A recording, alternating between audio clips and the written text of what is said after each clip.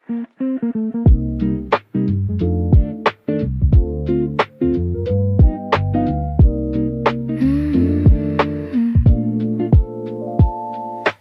rises from the porcelain cup. The gentle chatter's turning up. Chin is resting. Halo guys, balik lagi di podcast Ngopi Politik, Ngulik Politik paling asik. Oke, tempat kita ngobrolin politik tapi santai dan gak bikin pusing. Oke, hari ini kita hadir untuk memberikan wawasan untuk kalian semua, khususnya yang malas untuk mendengar bahasan-bahasan politik. Nah, topik kita pada hari ini dasar yang penting banget untuk kalian ketahui tentang politik, yaitu bagaimana model pendidikan politik. Oke, kita bakal kupas tuntas mulai dari pengertiannya, jenis-jenis modelnya, kelebihan dan kelemahan, serta contoh nyata di kehidupan sehari-hari. Dan untuk hari ini aku nggak sendiri, kita ditemani oleh narasumber. Ayo, halo semuanya. Halo. Oke, kata patah tak kenal kata saya. Oke, narasumber pertama kita ada siapa nih hari ini? Halo, aku Nabila. Halo, aku Widian. Halo, saya Ram. Oke, nah tadi udah datang ini narasumber kita dari Universitas Negeri Padang. Nah, kita langsung aja mulai nggak sih? Mulai aja ya. Boleh. Nah, khusus kalian untuk yang malas dengerin politik, dengerin ini biar kalian paham. Oke, yang pertama kita mulai dari dasar dulu. Menurut narasumber kita nih, pendidikan politik itu sebenarnya apa sih? Gitu.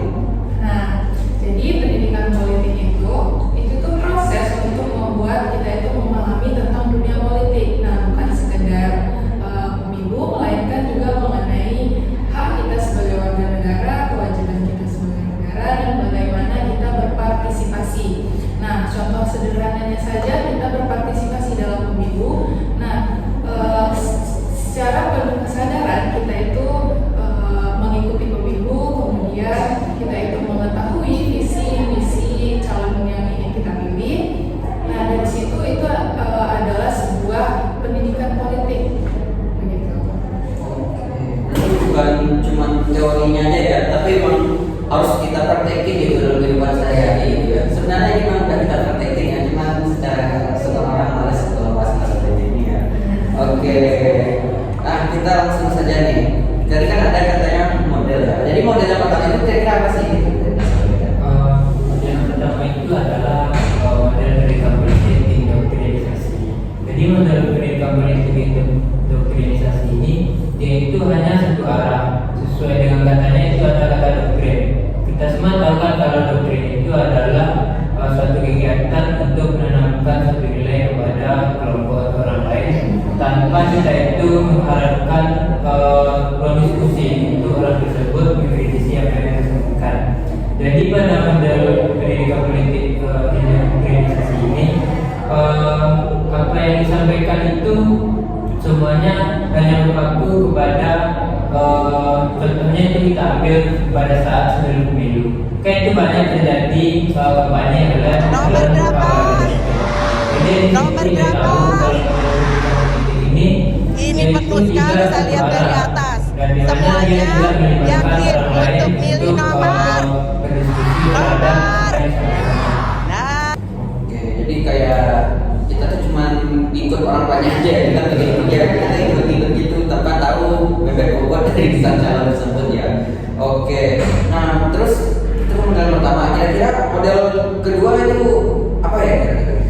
Oke, kalau model kedua itu model partisipatif. Maksudnya di sini adalah berkebalikan dari model yang disebut awalnya tadi. Di sini justru bukan satu arah. Di sini masyarakat tuh diajak untuk berpartisipasi langsung, mulai dari berdiskusi bersama, berpikir kritis, dan bahkan ikut kegiatan politik seperti demo. Seperti kita nih, contohnya sebagai warga kampus, pastinya kita pernah ikut diskusi dalam forum mahasiswa. Kemudian kalau ada pencalonan ini debat dalam ketua BEM, ya kan kita di situ kita ikut berdebat bebas, tidak ditekan ataupun hanya salah, kita harus permasalahan yang kami keberatan karena memang keberatan yang Anda berikan sudah selesai sudah mekanisme. melalui berpendapatan bebas. Mungkin itu sih Anda menyampaikan dari di sekitar kampus kita. Ya sih, itu relate banget sih sama kehidupan kampus kita ya. Kita udah sering banget melihat bagaimana mahasiswa dituntut untuk kritis juga ya. Benar banget nih. Oke, berikutnya ada model ketiga. Jadi model ketiga kira-kira apa nih, Mas Subhan? Nah, model ketiga itu ada model dialogis. Nah, di mana model dialogis ini menekankan komunikasi dua arah, yaitu antar masyarakat dan pemerintah. Nah, itu ada contohnya seperti musyawarah masyarakat desa atau hearing DPR dengan pemerintah. Dari pembahasan satu dan juga dua, jadi kita bakal lanjut ini ke pembahasan model yang ketiga. Kira-kira apa nih model yang ketiga? Nah, jadi ada model ketiga itu model dialogis, di mana model dialogis ini itu tuh ada komunikasi dua arah antara masyarakat dan pemerintah, itu bisa berkomunikasi secara langsung. Contohnya Budayakan saja musyawarah ada sebagai jalan penting dalam setiap musyawarah menghadapi desa, keputusan kemudian dan ada pengambilan kebijakan. hilir Kita sadar akan pemerintah dan pentingnya mendengarkan DPR, kemudian itu dan serta juga mempertimbangkan ada berbagai melalui opini media sosial. sebelum Nah, mengambil sekarang langkah itu banyak sekali strategis. kita bisa berinteraksi di media sosial. Prinsip Nah, jadi di sini masyarakat bisa berinteraksi melalui media sosial kepada pemerintah. Nah, begitu. Jadi kita di sini nggak ngomong sendiri ya, tapi ada timbal balik dari masyarakat itu sendiri ya. Bukan kita tiap hari itu ya, sama bagi kita itu dia timbal balik di sana ya. Dari sebaiknya. Oke, kita kan udah siap nih bahas tentang model-model dari pendidikan politik nih. Tentu di tiap model nggak mungkin ada kesempurnaan ya, pasti ada kekurangan, ada kelebihan. Nah, di segmen ini kita bakal bahas tentang kelebihan dan kekurangan tiap model. Kita mulai dari yang pertama tadi yaitu indoktrinasi. Oke, jadi pada model indoktrinisasi ini kelebihannya itu ada pada kecepatan dan keseragaman dalam menyampaikan emosinya.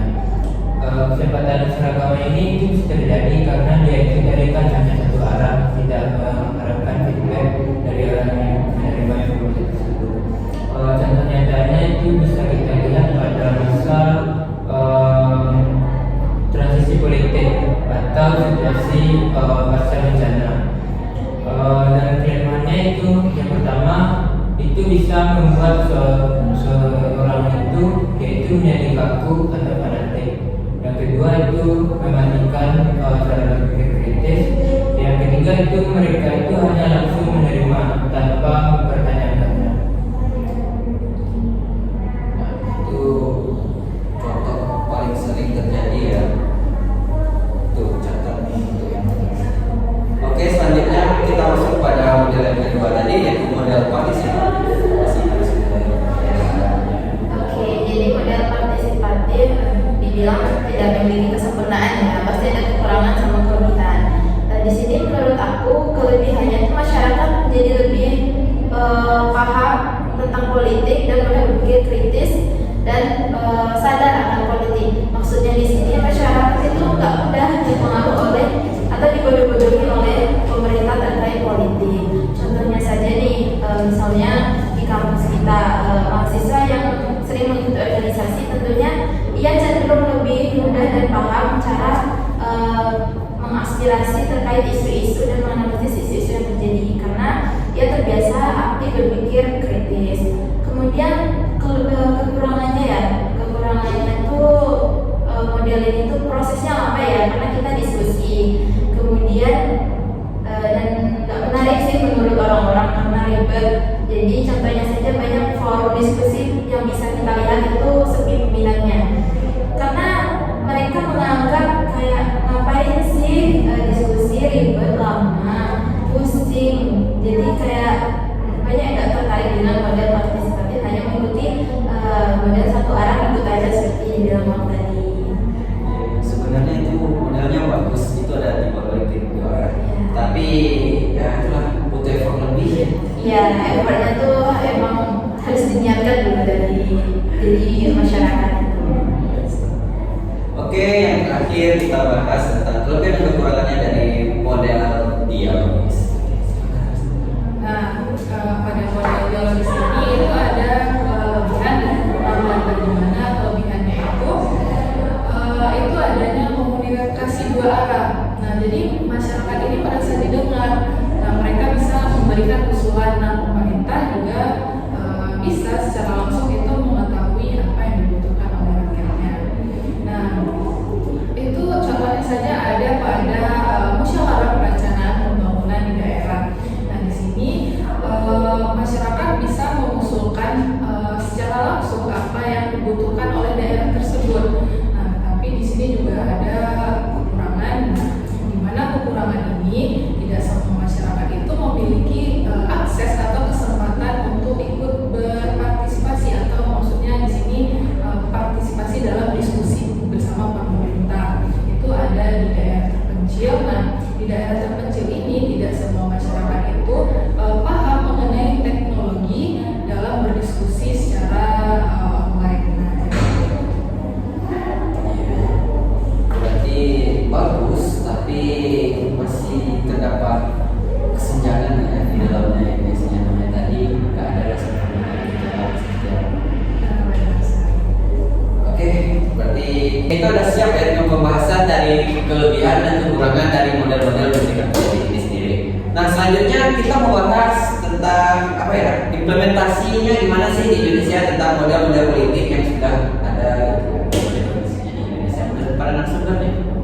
Jadi kalau kita bicara tentang implementasi kepersadarannya pada model pendidikan politik indoktrinisasi itu sendiri, jika kita melihat sejarah itu banyak terjadi ketika masa Orde Baru.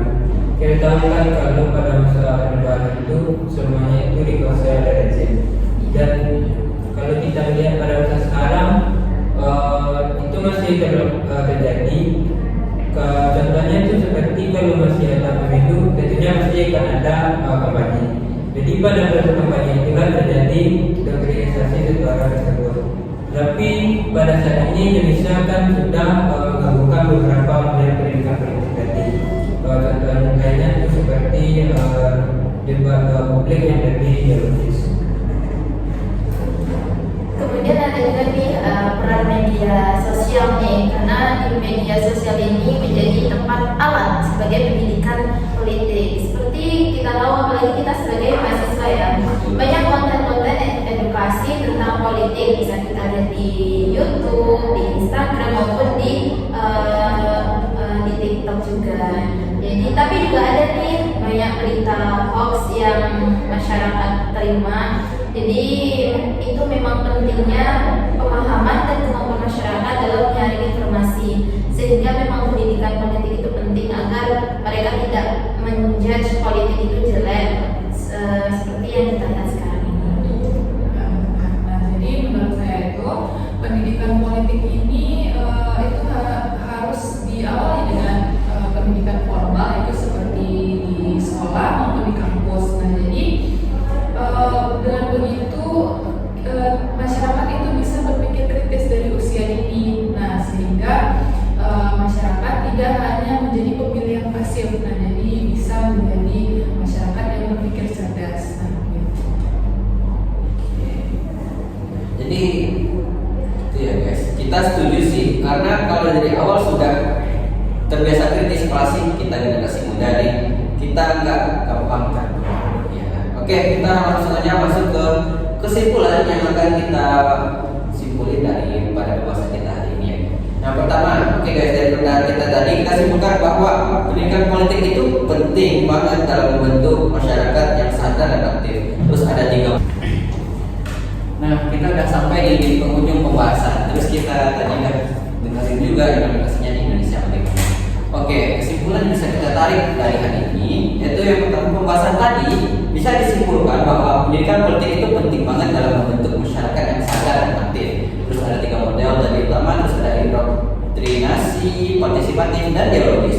Masing-masing punya kelebihan dan kelemahannya sendiri, serta contoh nyata dalam kehidupan kita. Yang paling penting, kita sebagai generasi muda harus bisa berpikir kritis, nggak sama menerima informasi ya guys. Oke, ibarat kata Soekarno bilang, beri aku 1000 orang tua, niscaya akan aku cabut semua dari akalnya. Beri aku 10 pemuda, niscaya akan kuguncangkan dunia. sudahi podcast kali ini.